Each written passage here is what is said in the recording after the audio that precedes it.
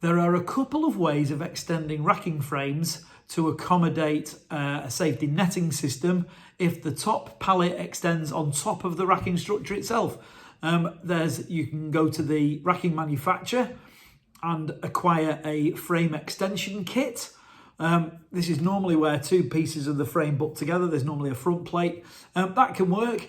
Not a mad lover of that. It's not particularly strong. You've also got to have one at the back in order to create bracing. Or we can provide a box section that slides inside the top of the frame and we create our own frame extension. That utilises the bracing holes at the back. We can get 3 or 4 fixings in there normally, and that can be a really strong way of doing it compared to a frame extension. Both are okay. My preference would be to use a box section provided by us or another provider. But if you've got frame extension kits already, don't worry about it. Perfectly adequate way of doing it. They're just not quite as strong as they could be.